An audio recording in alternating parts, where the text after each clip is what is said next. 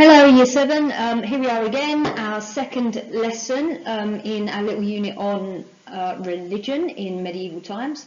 So we looked at medicine last lesson, and today we are looking at medieval law and order and how the church got themselves involved in that. So title: Medieval Law and Order. Lesson objective for today is to be able to describe the three ordeals and to know the role of the church in medieval justice.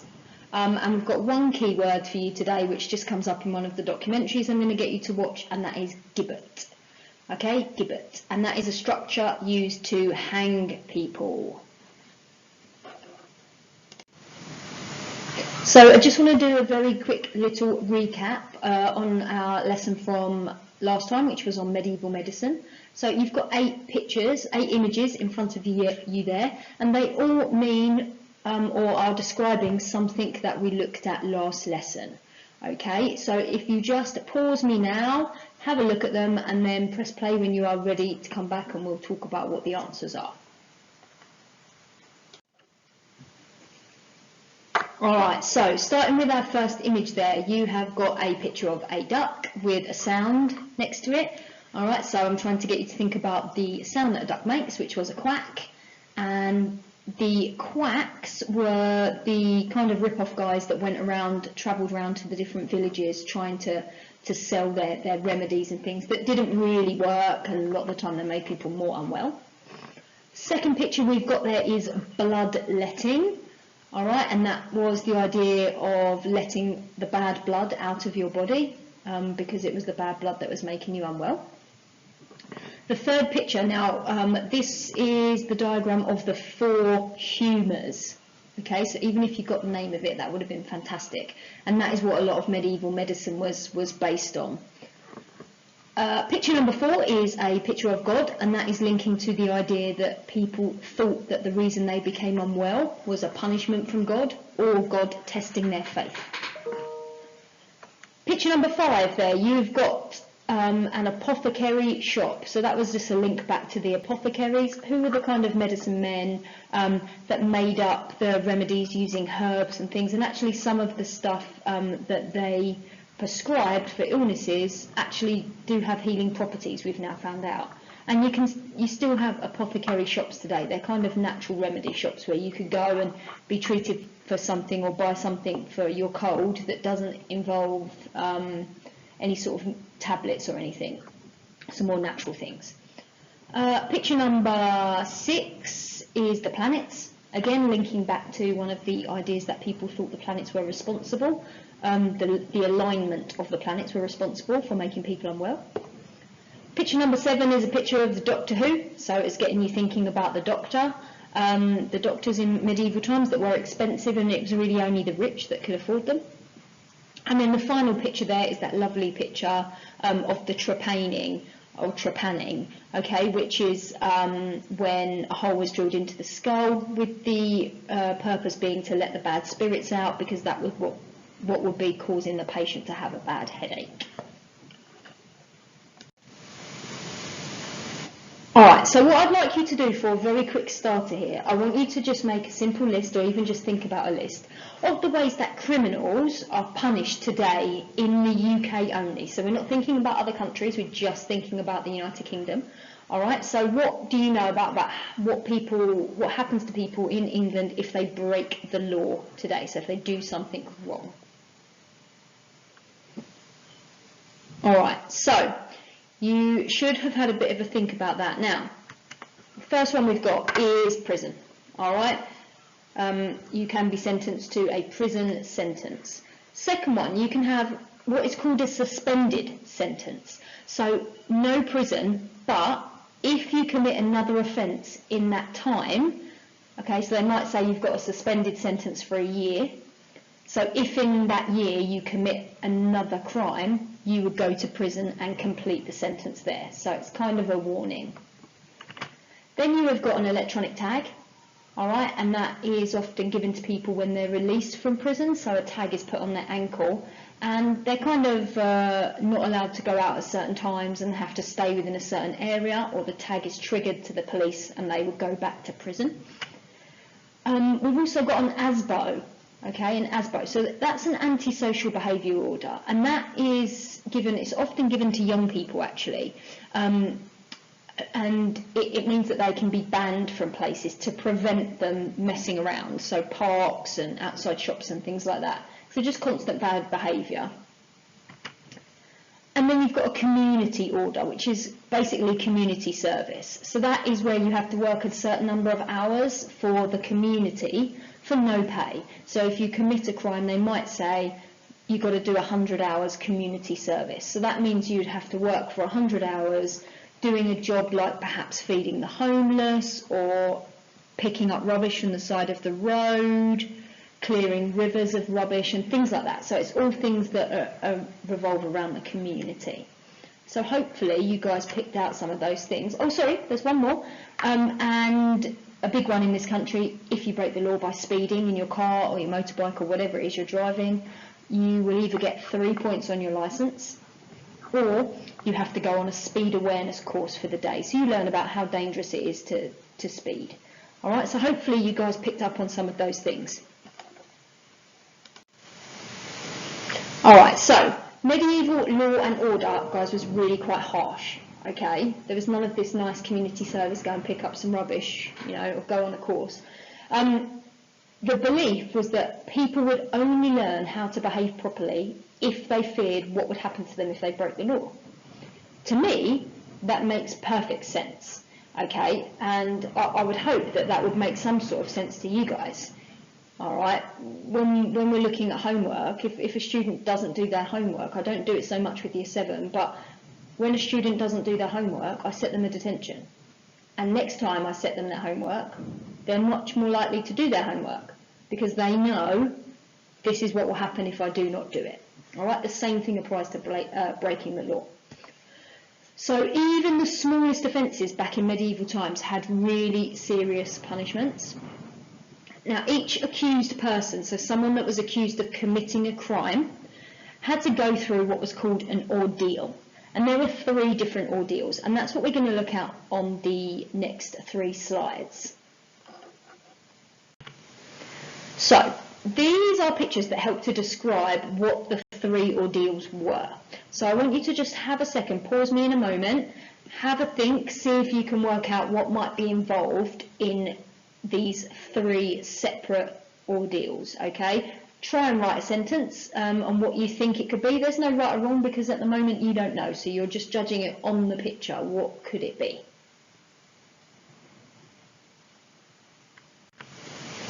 Alright, so our first ordeal is ordeal by fire.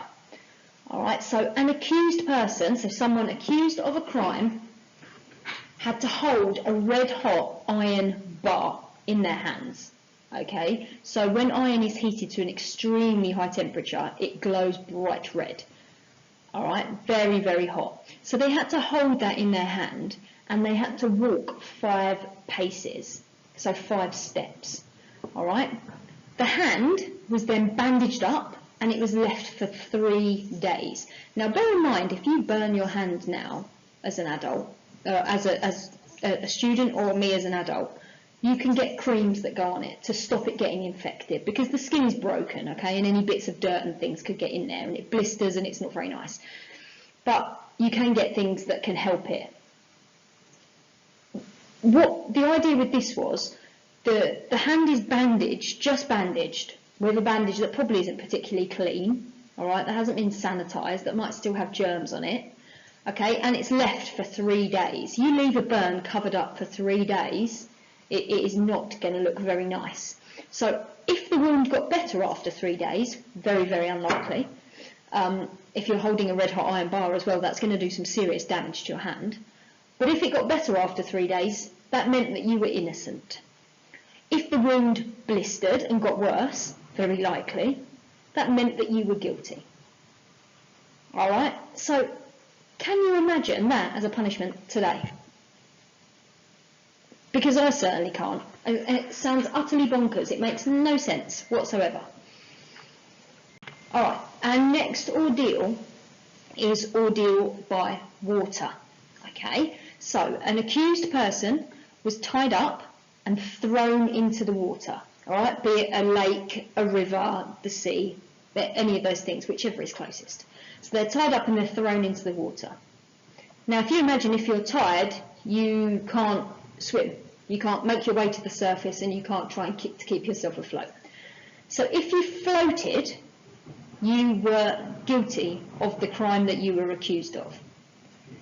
If you drowned, you were innocent, which is great, but if you've drowned, you've died, haven't you? Okay, so that wouldn't really be much help.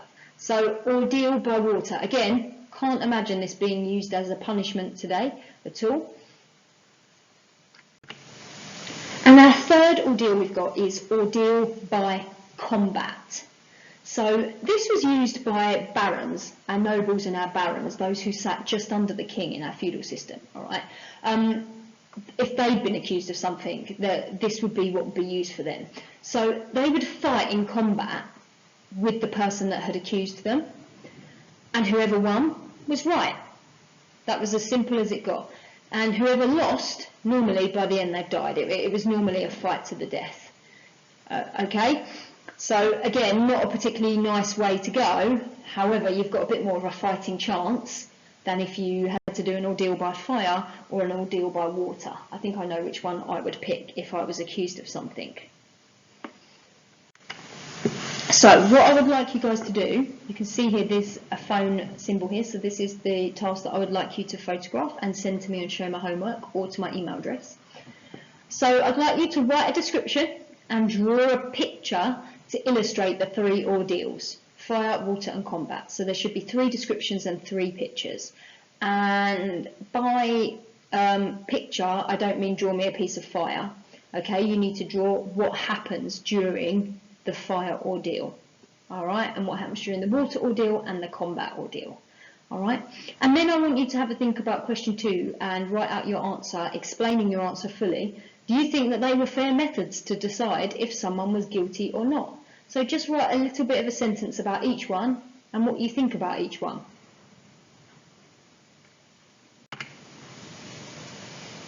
All right, so I just briefly wanted to touch on this. So some of the known punishments, we're going to watch a documentary in a moment, so it will give you some more info on punishments, but some of the known punishments from the time, all right, involve these sorts of things. So the first one you've got there is a pillory, and there are 2 pictures of a pillory on the right hand side, because you have got a pillory for your hands and you've got a pillory for your feet. Okay, and you will learn a bit more about that in the documentary, but that is what a pillory is. It's made of wood, all right, and you're chained into it so you can't move, and it's normally in the middle of the town or the village square, so everyone can see you in there. All right, so that was a form of punishment, and it might be for something fairly small. And then you have got, oh, I'm sorry, guys, my mistake. So the bottom picture is actually the stocks. I'm sorry, the pillory is the one for your hands, and the stocks are the one for your feet. Okay. And then we've got mutilation. So I've put in brackets, that is bits being cut off. Okay, and you can see from the pictures there, without me putting in 2 gory pictures, you've got your hands could be cut off, your tongue could be cut off if you were spreading gossip, perhaps. Yeah, your tongue is cut off. If you're stealing something, surefire way to make sure you don't steal anything again, cut your hands off. All right. Also, illegal hunters. Okay, so they might have had their ears cut off, all right, because to be a hunter you have to be listening really well to be hearing the animal that you're trying to take, all right, so cutting their ears off was quite popular as well. So really not particularly nice punishments for things that really today, is there a punishment for spreading gossip? Not really. Even in school when students spread gossip, the worst they get is a bit of a telling off. Okay, maybe a behaviour point depending on the type of gossip, if it's really, really unkind gossip, but for the large part, we don't go cutting any students' tongues off. So you start to get a feel for the idea, guys, that medieval times were not fun to live in. Alright, not fun. Great if you obeyed the law and you didn't get sick, but if you did get sick and you were a criminal, it was really not very fun. Alright, so what I'd like you to do now, guys, you're going to watch this clip, okay? It's about 10 minutes long, I think. It's Tony Robinson, who's really interesting. You've seen clips with him before. So you need to go back to Show My Homework and click on the link in the description so you can see it. And then I want you to answer in full sentences these 7 questions. A little tip, what you might want to do is write these questions out first before you watch the clip, because they're going to come up during the clip. That's where the answers are. So you need to make sure that you're listening really, really carefully. Okay, and then for a final slide, I just wanted to illustrate, now you've seen the clip, and towards the end of it, it talks a little bit about Henry II, who was the king at the time, and what he managed to do and how he sort of started to change things. You know, this silly idea of ordeals, they got rid of them, and priests were no longer allowed to carry out the ordeals. So Henry really improved the justice system in England. Okay, he started sending his own judges to listen to cases all around England to try and make things a bit fairer. He got rid of trial by ordeal, because it was normally the priests that used to hold the trials by ordeal, believe it or not. All right, so they were told they weren't allowed to do those anymore. They were stopped. And he started to replace it with a trial by a jury, which is what that picture is of those people. And you'll see that if you've ever watched sort of any TV where there's a court case going on, you'll see that there is a jury, which was a much fairer system. Okay, now the idea with the jury is they are people who don't know the person who's on trial. This is today. Okay, so they don't know the person who's on trial. They've never met them. They have no idea who they are. So they listen to all of the evidence, and then they make a decision on whether they think that person is guilty or not. They all vote. All right. And it was really important when Henry got this all going, when he had this jury and when he sent his judges around to England, because it meant that everyone could see that the law was working, and that was going to encourage people to stick to the law more. All right, he really made some big changes. But believe it or not, at first, these trial by juries were not very popular with people. People would rather have had the trial by ordeals, which to me is bonkers. Okay, but they weren't popular because the people that were picked to be on the jury would often be made up of people that lived around you. Okay, so neighbours, and it might be there are people who don't like you, so they might not be fair in the trial and they might try and get revenge. Okay, so it wasn't particularly popular at first. Now, after 1275, okay, so quite a long time after Henry II has gone, all right, nearly 100 years in fact, a new law is introduced which allows for people to be tortured if they refuse to go to trial before a jury. So they really bring in things to make it clear to everyone, this is the way forward. The only way if you commit a crime for us to tell if you are guilty or innocent is a trial by jury. And of course that is what we still have today. So that has hung around, okay, for 800 odd years now. Okay, so I hope you enjoyed that lesson. Next lesson, it's going to be a double lesson's worth of work. I haven't decided yet if I'm going to set it as one double or 2 separate lessons, but it's on Henry II, so that guy that made all these changes. But we're going to actually look at what mistakes he made in regards to justice. So it's really, really interesting, and some of you might know a bit about it already, and some of you might not. So all being well, I will speak to you guys soon.